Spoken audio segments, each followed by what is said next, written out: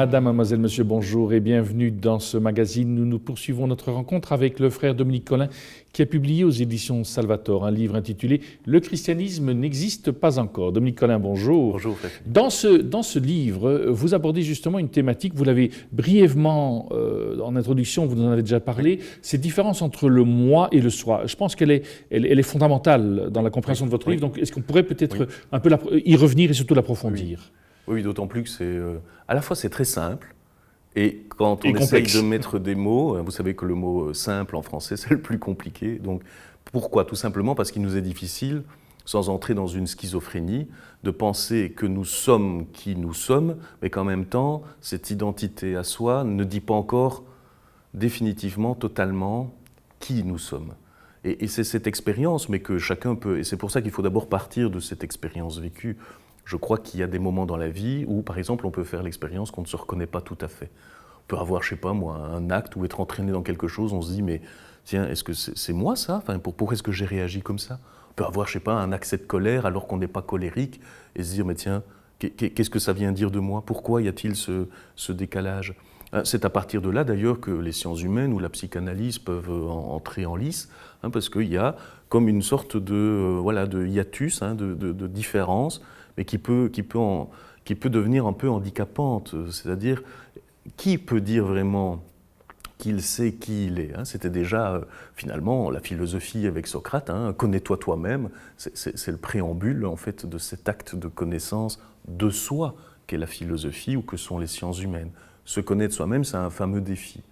Mais on peut évidemment avoir peur du risque qu'il y a à se poser la question de qui je suis. Et c'est pour ça que l'être humain, vous et moi, nous privilégions toujours la sécurité des identités qui, pour une part, nous ont été données ou imposées, ou qu'on se donne à soi-même, et on préfère d'abord celles qui sont indiscutables. Et elles viennent d'abord de notre naissance, on reçoit une identité qui vient de nos parents, d'une famille, l'insertion dans un pays. On peut avoir des identités qui s'y surajoutent, comme l'identité religieuse, et chacun reçoit en fait plusieurs identités. Chacune de ces identités, c'est en fait mon moi ou un de mes moi. Je pourrais dire par exemple que je m'appelle Dominique Collin, que je suis né à Dinan en Belgique, que je suis né le 9 mars 1975 ou 75 pour faire du bilinguisme. Ça ne dirait pas grand-chose encore de qui je suis. Ça donne des identités. Bon, ces identités, en plus, elles peuvent devenir problématiques dans le sens où on peut chercher à être reconnu dans ces identités-là, alors que c'est dans l'identité profonde du soi que je suis vraiment ou que je suis en train de devenir, qu'on aimerait être, j'allais dire, accueilli, justifié d'exister. Et beaucoup de gens vont fonctionner dans leur vie en cherchant d'abord à assurer les identités sociales, les identités qui viennent par exemple d'une réussite professionnelle ou simplement d'une posture sociale, et croyant que c'est par elles qu'ils vont confirmer et conforter le soi qu'ils sont. Et le problème, c'est que toutes ces identités, tous ces moi, sont aussi des identités très très très fragiles. Si votre identité pour vous est d'abord votre identité professionnelle, votre réussite sociale, bien s'il y a l'échec, s'il y a le chômage, si vous êtes viré de votre boîte, vous allez revenir auprès des vôtres, de votre épouse ou de votre époux, en disant, et voilà, tout peut se lézarder, ça peut être aussi la maladie. Si on se fait par exemple une identité d'un moi sportif, en bonne santé, et puis voilà, quelque chose arrive et votre corps ne répond plus ou se fragilise, tout ça, c'est ce qu'on appelle aussi des failles narcissiques, les non-reconnaissances des autres, viennent jouer sur ces identités qui sont des moi donc très très fragiles. On peut donc soit barricader son moi, mais on peut aussi avoir envie de gonfler son moi. Donc ça, c'est ce que j'appelle l'enflure du moi, c'est en fait à la fois orgueil et égocentrisme. Donc je ne mesure plus la vie que dans ce qu'elle me rapporte. Donc ce qui m'intéresse, c'est que mon moi soit de plus en plus massif, affirmé. Et pour qu'on comprenne bien, on en a une sorte de, j'allais dire d'expression un petit peu ridicule, à la limite pathétique, mais enfin que tout le monde pratique, c'est le selfie. Nous sommes à l'âge du selfie. C'est le self, le moi, qu'il faut exhiber sans arrêt. Les réseaux sociaux fonctionnent sur cette monstration permanente d'un moi-je qui doit s'affirmer, qui doit montrer le nombre de ses likes, qui doit montrer le nombre de ses amis. Enfin voilà, donc ça, on connaît le fonctionnement d'une société, en fait, qui aboutit quoi? À un individualisme rivalitaire. Donc, plus je veux être moi et qu'on me respecte ou même qu'on me donne toute la place, plus ça prend de la place, mon moi. Mais il y a l'autre moi qui veut aussi la même chose. Donc des moi qui se gonflent, qui s'encombrent d'eux-mêmes, deviennent des moi qui prennent trop de place. Et quand ça prend trop de place, on arrive sur la place de l'autre. Ou l'arrivée de l'autre fait peur. C'est le thème aujourd'hui de l'étranger, etc. Parce que chacun veut être le roi dans son univers, eh bien, ça fait beaucoup de rois.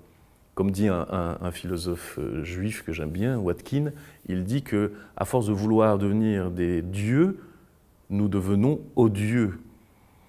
Si chacun est sa propre divinité et qui demande des adorateurs, ça ne va pas faire un monde tout à fait où il y a de l'espace pour vivre dans une forme de bonté, etc.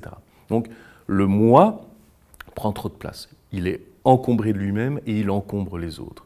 Je crois que l'Évangile, mais pas seulement l'Évangile, mais l'Évangile le dit bien, que pour être soi, il faut désencombrer sa vie du moi. Il faut que le moi reprenne à la limite sa juste place, qui est une identité. On ne peut pas supprimer nos identités, mais il faut leur donner moins de place pour que qui je suis en vérité puisse prendre la place. Quand Jésus dit au plein milieu de l'évangile de Marc, celui qui veut gagner sa vie doit passer par la perte, il doit perdre. On peut mal comprendre cette parole. Enfin, elle est faite pour que, d'ailleurs, on ne comprenne pas très bien. Et il y a eu un christianisme un peu masochiste et un petit peu sévère, qui en fait disait aux gens, ne soyez pas, à la limite, n'existez pas. Mais ce n'est pas du tout ça. Si vous voulez être le soi, et le soi c'est qui? C'est qui je suis déjà dans ma plus haute vérité. Et ça, c'est aussi le secret de ma vie, mais c'est aussi le secret de Dieu. J'aime cette phrase dans l'Épître de Jacques, où il dit « De sa propre bienveillance, Dieu nous a engendrés par sa parole de vérité. » Donc, nous sommes comme créatures, ça veut dire mon soi, il m'est offert par Dieu. Mais est-ce que je vais oser accueillir le soi? Parce que pourquoi c'est si compliqué? C'est parce que je préférais être moi-même sans avoir à le recevoir. Et on est en plus dans une logique contemporaine où on dit aux gens qu'ils doivent se faire eux-mêmes. C'est le mythe du self-made man, c'est se faire soi-même, se former, se développer, le développement personnel. Moi je crois qu'en fait il conduit à beaucoup de blessures, et aussi à beaucoup de malheurs, à du burn-out, à plein de gens qui dysfonctionnent et qui disjonctent, parce que c'est une pression insupportable. Devenir soi, c'est recevoir le soi. Le recevoir, c'est faire confiance à celui qui peut nous donner ce soi. Et pour nous, il n'y en a qu'un qui peut, de manière fiable, me dire et me donner en vérité qui je suis. C'est Dieu. C'est pour ça que nous l'appelons Père. Quand faut-il accueillir ce soi? Et comme pour accueillir, il faut toujours faire de la place, donc il faut vider un peu sa vie, c'est-à-dire il faut creuser un espace d'accueil pour le soi que j'ai à recevoir si je veux être moi-même. Le français le dit en fait, être soi, c'est être soi-même. Mais être soi-même, c'est accueillir un soi que je ne peux pas avoir comme ça et qui n'est pas...